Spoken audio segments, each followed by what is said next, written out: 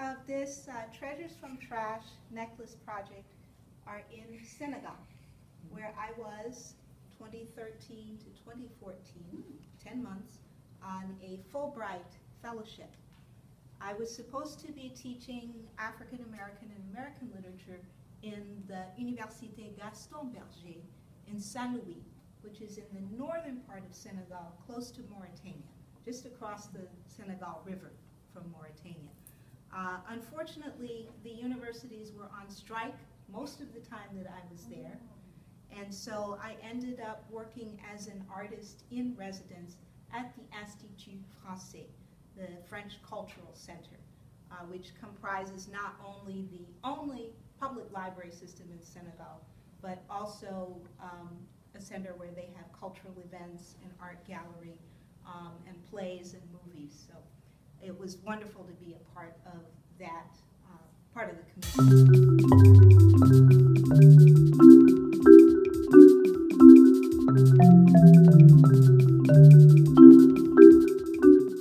Okay, so let's get started. So during my tenure as an artist in residence at the Institut Français in Senegal, the constant struggle that I faced was there was no budget for art supplies. I mean, we're suffering a bit here. We don't have a budget for a projector.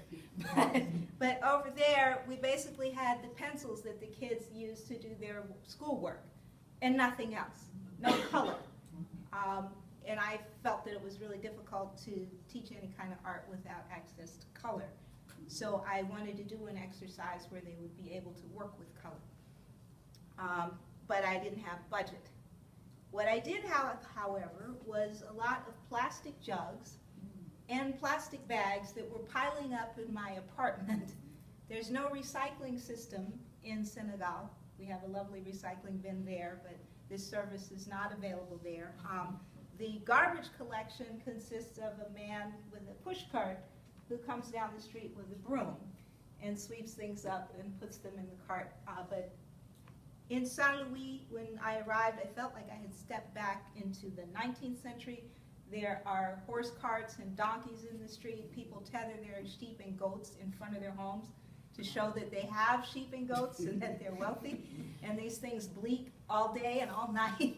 And so all of that is added to the general landscape because, you know, the push cart guy, he comes when he comes, and whatever happens in between is just there until he comes back. And of course, the plastic waste is maybe some of the worst of the detritus that you find in the landscape because it doesn't biodegrade. And that was heartbreaking. I had dreamed for 30 years of going to the mother continent, and I arrived and saw that it's full of trash. So I thought I could do a little something about at least my contribution to the trash flow by recycling it into a treasure. So I came up with the idea of cutting my plastic water bottles into discs and then punching holes in them, braiding the trash bags, well, the various sorts of plastic bags. The interesting thing is that traditionally in Senegal, when people went to the market, they had a calabash, they have a big gourd, and then they cut it and hollow it out and sometimes carve or paint really beautiful, intricate designs around the rim, and the ladies would balance that on their heads and put all their goods in as they were shopping and then walk home with it. And so part of, you know, the gourd was also to display that you have this beautiful receptacle in which to carry your things. That is dying out these days, and when you go shopping in the markets in Senegal, just like here, they give you a plastic bag. And so you have all these plastic bags piling up, and there is no system for recycling them, so they end up all over the landscape. So I turn them into the cords for these necklaces. And then I push them through the holes, string them on here, and we came up with this design, which I thought the children I was working with would like because these are the colors of the Senegalese flag, except for the black, which I put for the people. Okay. Yeah. But instead, when we did do the workshop, everybody wanted pink, and then purple. I ran out of pink and purple, but we still had a good time. We came up with some lovely examples like this, and there are more of them in the video, which I will send you a link to if you sign up on my list. Okay, so we are fortunate here because we have access to 21st century tools.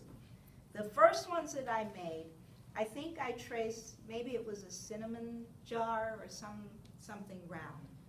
And then I taped that onto the water bottle and cut around it, one by one, by one, by one, by one.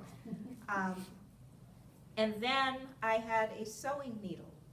I put the disc on top of a sponge. I pushed my sewing needle through the disc to make a hole. And then we had these bamboo skewers hanging around the kitchen. And so I stuck them through to enlarge the holes. Yeah, like that. You were resourceful. Okay. Yeah, and I had counted, I thought, I probably need about 400 of these to run a workshop for the kids. And of course, that's going to be consumed in one day. And so what happened was my boyfriend broke up with me and my roommate went back to the United States. And so it was occupational therapy to cut and punch all of those discs over like a long weekend. Here I have a tool that is a scrapbooking hole punch. This is a heavy duty one. So after cutting up the these are my plastic water jugs that I get here. After I cut those up, I just stick this in here. Bam. Okay. Okay. So it's much easier here than it was there. And also for punching the hole,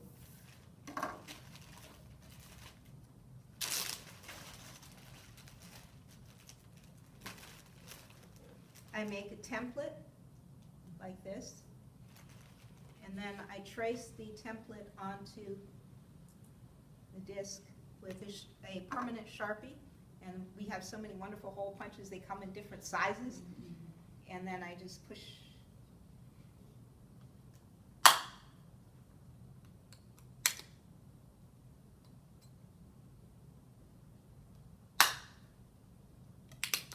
All done. Okay, so that was much faster than the process that I used originally. Okay, where was it? Yeah, we did not have paint. So I was paid pretty well on the Fullbright. I had pocket money, but in San Luis, I couldn't buy any acrylic paint. There just wasn't any in town. I would have had to go to Dakar, which was about 4 hours away. And I just wasn't up for going all the way to Dakar. So what did I find to color the discs? Any guesses? Markers. Well, those are kind of hard to come by too, especially permanent ones. Fingernail polish? Yes, yes. Women will spend money to look good, regardless of how little bit money they have. And so in the markets, I could find fingernail polish, and that's what I bought. But it worked out well. It gave a really beautiful, lustrous texture to these things. I'm glad you said so. I'm going to have bottles. I was just about to. Okay, well, now you can recycle them. Just got last night Okay. for Tuesday's garbage. Mhm. I was like, oh, I forgot. Okay. Yeah. Great. So you get to experiment with that, and then you can let me know if it works on this type of plastic here, which is different from the plastic that I was using on the original bottles. When I got back here, I went to town with my acrylic paints, and I made all of these different ones for you to use. Unfortunately, the acrylic paint doesn't stick all that well to this type of plastic. What was the difference between plastic there and the plastic here? Well, I'll pass this around so you can feel it.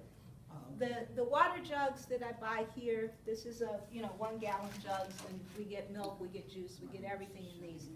oh, it is different. It's shinier. Yeah, and thinner. yeah. Those jugs were 10-liter jugs, so it's around like this, and I buy water 10 liters at a time. And actually, I was fortunate to have money to buy water 10 liters at a time. And people thought I was crazy because I go in the store, I get 2 of them. And then I come back and get 2 more. Most people are living there day to day, hand to mouth, and can't afford to buy bottled water anyway, but if they can, the most they would get is 1 liter at a time. And of course, when you buy in bulk, it's cheaper. So by having means to purchase 10 liters at a time, I was getting a savings that other people were not. Yeah, so here we are. I think we're ready to get started. Any other questions before we move into the build?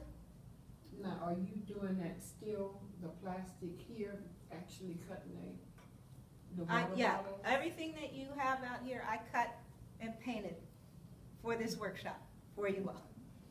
Yeah, so you're lucky. I could have made you do everything, but I wanted you to know how to do it, and then you can do it yourself, because of course, we're not limited to this shape. You can come up with any shape that you like.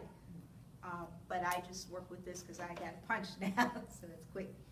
All right, any other questions? Okay, with your string, Mhm. cord, you personally Braided it. Yep. braided it? Mhm. How long Did you dye it? What? No, that's a black trash bag. Oh. Okay, so yeah, I'll show you that too. Okay. So I cut them into strips about 1 inch, and I knock them together at the top. And I don't know, maybe I got influenced because the Senegalese are known as some of the best braiders in the world. Yeah. Okay, and then you just work it out. I will give everybody one of these too. If you do not want to work with this kind of cord when you're making your own in the future, you can buy stuff, but I didn't have stuff to buy over there. So you gotta work with what you got.